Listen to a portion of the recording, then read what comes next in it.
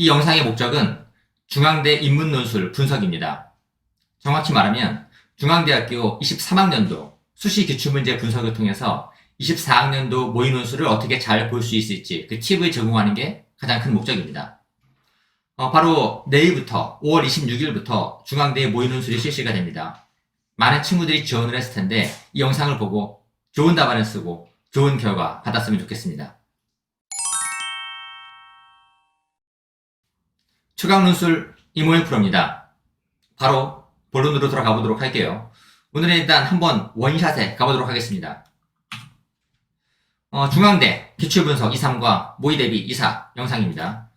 중앙대 논술 특징은 문제가 세 문제라는 거예요. 인문사회를 보든 경영경제를 보든 세 문제를 보게 돼 있어요. 어느 계열을 보건 간에 1, 2번은 인문논술을 보게 돼 있습니다. 물론 인문사회와 경영경제가 응시 시간이 다르기 때문에 원래는 실제 시험에서는 이 두 문제가 이제 서로 다르죠. 그러니까 인문 1번과 경영 1번은 물론 다른 문제가 나오지만 모의에서는 거의 똑같은 문제를 출제하게 되는 겁니다. 포맷은 같기 때문에 학생이 인문사회를 지원했든 경영경제를 지원했든 구분할 필요 없이 그냥 똑같이 준비하면 되는 겁니다. 차이는 3번에서 나와요. 인문사회를 쓰게 되면 3번에서 기존과 똑같은 인문 문제를 푸는 거고 경영경제를 쓰게 되면 수리 문제를 풀게 되는 겁니다. 배점은 120분 동안에 100점짜리 학교가 시간을 구분을 해놨어요. 48분, 24분인데 이거는 그냥 배점에 비례해서 단순하게 나누는 것 같긴 합니다. 근데 나쁜 구분 아니라고 생각해. 이 정도 시간 투자하면 충분한 것 같아요. 제시문은 최다입니다. 되게 많이 나와요. 보통 한 9개, 10개 좀 나옵니다. 적으면 9개, 많으면 10개 나오는 건데 제시문이 되게 많은 것에 비해서 그래서 시간이 사실은 막 남진 않을 거예요. 시간이 살짝 부족한 학교이기도 합니다. 그리고 분량은 사실상 최소 분량이에요. 그러니까 이 많은 제시문들을 갖다가 문제도 복잡한 거에 비해서 쓰는 양 자체가 굉장히 적기 때문에 엄청 집약적으로 쓰는 게 아주 중요한 겁니다. 분량도 최소고 그 다음에 아주 빡빡해요. 그러니까 실제로 허용되는 분량이 정해진 분량의 뿔마 10자밖에 안 나옵니다. 딴 애들이 뭐 뿔마 50자, 100자 주는데 뿔마 10자밖에 안 나오기 때문에 분량에 되게 신경 써야 되는 학교예요. 한 자라도 벗어나면 마이너스 1점, 26자 이상 벗어나면 마이너스 2점입니다. 그리고 수리는 확통이에요. 22년 수시에서는 공권내기, 2.3 모의는 공권내기, 2.4 수시는 보험료 계산같이 전부 다 기대값이 나왔어요. 전부 다 확통을 보기 때문에 확통하지 않은 친구들은 사실 일부 문제들은 확통이 중요한 게 아니고 그냥 더하기 빼기만 하면 풀 수 있는 문제가 나오기도 하지만 확통을 모르면 못 푸는 문제가 나오게 합니다. 그래서 이건 한번 참고해야 될 것 같아요. 그리고 난이도는 올해, 그러니까 작년 수시 기준으로 봤을 때 이산확률 변수의 기대값에 대한 이해도를 평가한다 그런 거 다 필요 없고 아주 쉬웠어요. 난이도는 학교가 중하라고 했는데 제가 보기엔 그냥 하입니다. 그래서 요즘 전반적인 특징이에요. 연대수리, 중앙대수리, 그 다음에 무슨 한양대수리까지 문제가 엄청 쉬워지고 있기 때문에 걱정할 건 없습니다.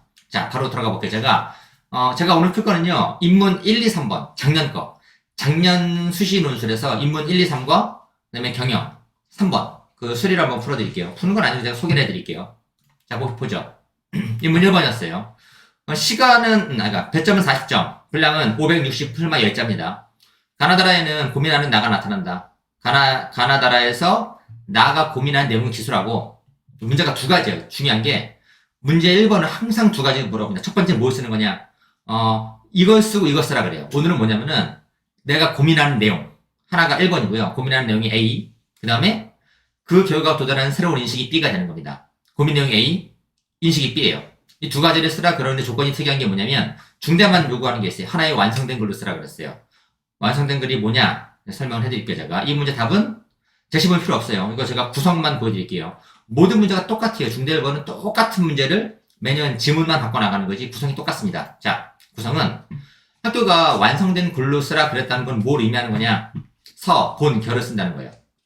그리고 서본결이 서론, 본론, 결론이라고 표현하긴 하지만 실질적으로는 분량이 적기 때문에 서론과 결론을 쓸만한 분량이 안 나오고 서문, 결문이면 되는 겁니다. 사실상 한 문장 정도면 충분해요. 자, 서론은 정해져 있어요. 원래 물어본 게 고민과 인식이면은 첫 문장은 그냥 문제를 베끼는 겁니다. 가나다라에는 고민을 통해 새로운 인식에 이르는 나가 등장한다. 이게 서론이에요. 그 다음에 뭐 쓰냐? 물어본 게 고민과 인식이잖아요. 그러면은 가, 나, 다라를 순서도 안 바꾸고 차례대로 쓰는 겁니다. 가가 8점, 나가 8점, 다가 8점, 라가 8점에서 총 32점이에요. 그러면 8점은 뭘 가져가는 거냐? 물어본 게 가에서 고민과 인식이면 제가 가만 볼게요. 가의 고민은 뭐냐? 실패가 두려워서 핑계를 대며 섣불리 꿈을 포기해온 삶에 대해 고민한다. 이게 가의 고민이에요. 이게 스무제가 A1이라고 했습니다. 가니까. 그러면 이를 통해 얻은 인식은 뭐냐면 이를 통해 포기하는 습관이 내면화됐고 미래에 대해 비관적이었음을 자각하게 되는 게 새로운 인식이 되는 겁니다. 이게 스몰 B1이에요. 그래서 스몰 A1이 4점, 스몰 B1이 4점에서 얘가 8점을 가져가는 거예요. 총 32점 되는 겁니다. 그래서 구성은 가에서 2개 쓰고 나에 2개 쓰고 다에 2개 쓰고 라에 2개 쓰면 끝나는 거예요. 결론은 뭐냐? 흥미롭습니다. 이게 아주 정형화된 형식미가 넘치는 문제예요. 따라서 나는 가만히 보세요. 이게 이 안에서 고민 4가지 나열하면 되는 겁니다. 나열하는 건데 엄청 집약적 단어로 나열하는 것입니다.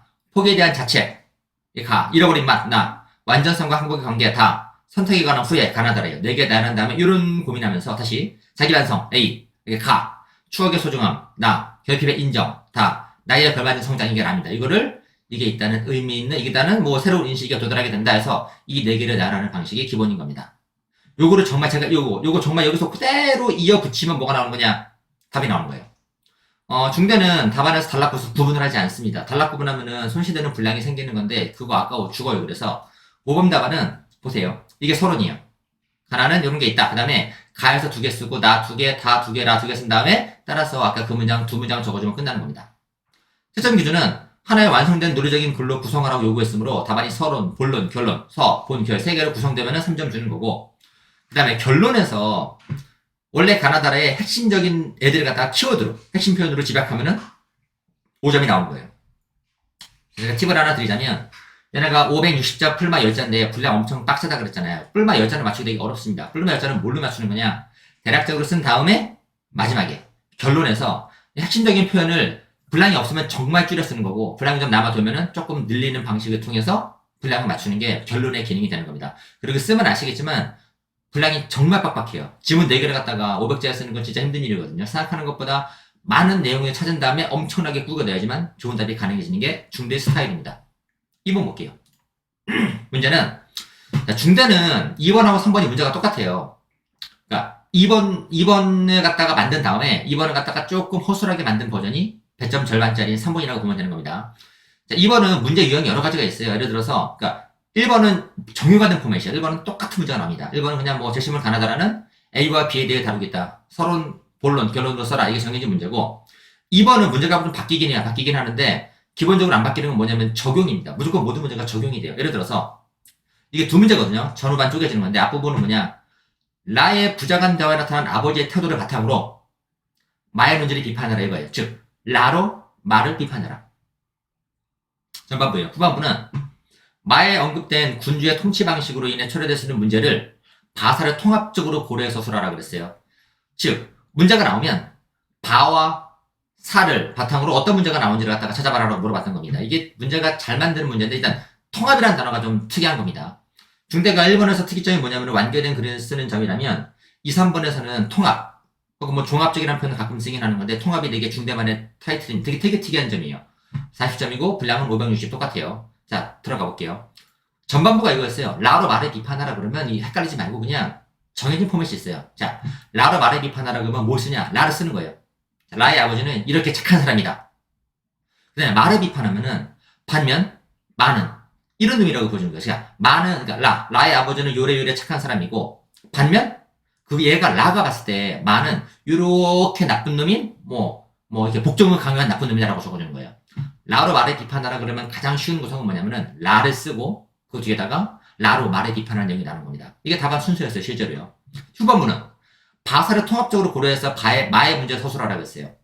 자 그러면 통합은 어려워요. 통합을 어떻게 하는 거냐면은 일단 파를 써요. 그래 바가 쫑알쫑알 바는 이거고 또한 사를 정리해줘요. 그 다음에 이거 통합하라 그러면 이 통합은 되게 어렵습니다. 들어보세요. 이를 통합적으로 고려해봤을 때 자 이 방식의 문제는 뭐냐 저항에 직면할 수 있다가 바가 말하는 거예요. 바가 보기에는 얘는 저항에 직면할 수 있는 거예요. 그 다음에 사는 뭐라 그랬냐? 체제가 전복될 수 있는 거예요. 근데 바가 말하는 것과 사가 말하는 것은 그냥 띡띡 말하는 게 아닌 거고 통합하는 말은 뭐냐면 오늘 같은 경우는 통합이 어떤 통합이냐? 바에서 사로 확장돼 나가는 거죠. 문제가 전개되는 겁니다. 즉 다시 말해서 이 통치 방식은 바에 따르면 정말 저항에 직면할 수 있으며 더 나아가 이 나아가가 사실은 통합이 연결하는 고리가 되는 겁니다. 더 나아가 이 저항을 넘어서서 체제가 전복될 수 있다라고 적어주고 끝나게 되는 겁니다. 얘도 바사를 통합적으로 고려해서 마의 문제 서술하라 그러면은 바 쓰고 사 쓰고 통합해서 마의 문제 적어주면 되는 거예요.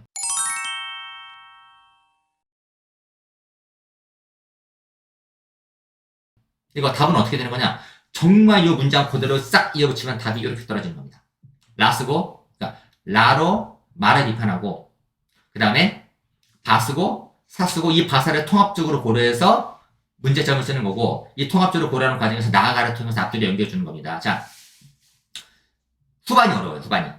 이게 문제가 두 개잖아요. 앞으로 비판하고 문제점 지적하는 건데, 비판이 20점, 문제점 찾는 게 20점인데, 일단 첫 번째, 바만 잘 쓰면 최대가 7점인 겁니다.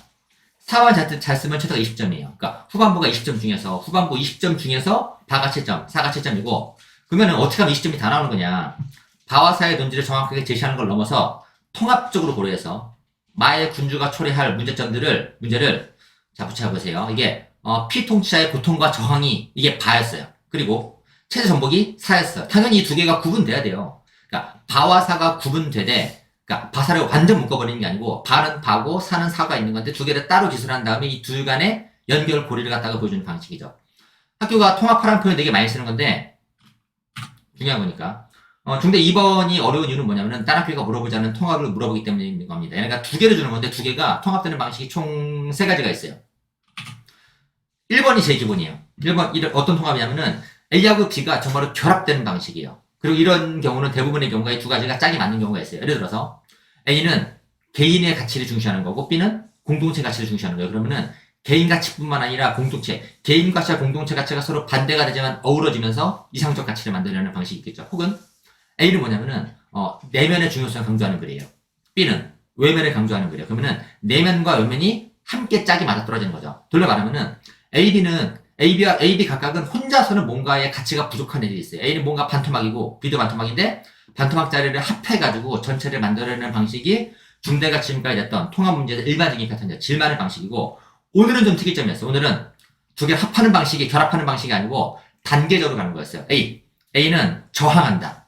B는 저항을 넘어서 체제가 전복된다. 그래서 제일 먼저 도전할 건 1번으로 한번 해보고 그 다음에 2번 해보는 겁니다. 세 번째는 뭐냐면은 학교에서 통합하라 그러는데 실제 해설을 봐도 통합이 안 되는 경우가 있어요. 그냥 나열하는 경우가 있어요.